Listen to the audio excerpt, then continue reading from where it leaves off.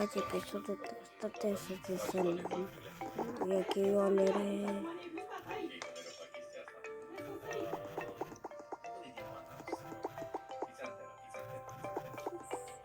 Ce temi? Deja să nu toate chioane.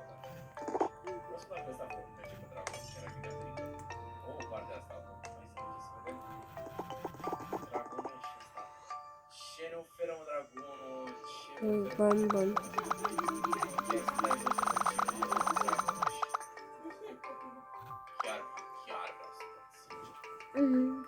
Nu știu de face.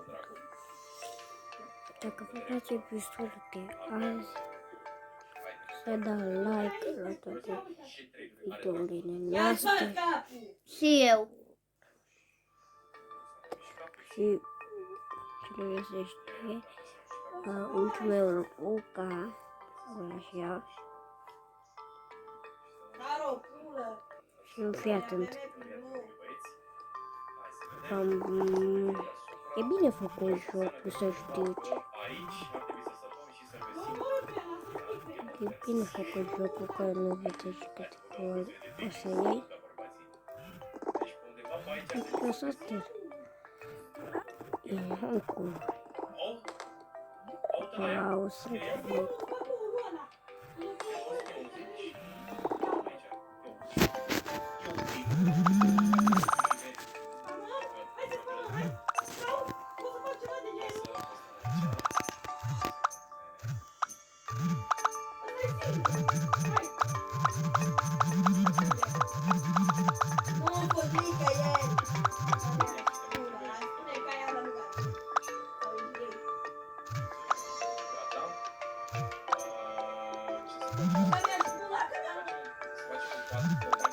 De ce băbețul?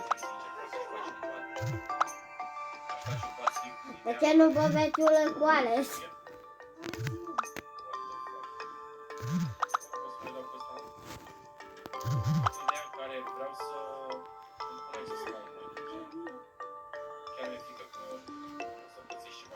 Asta e o problemă.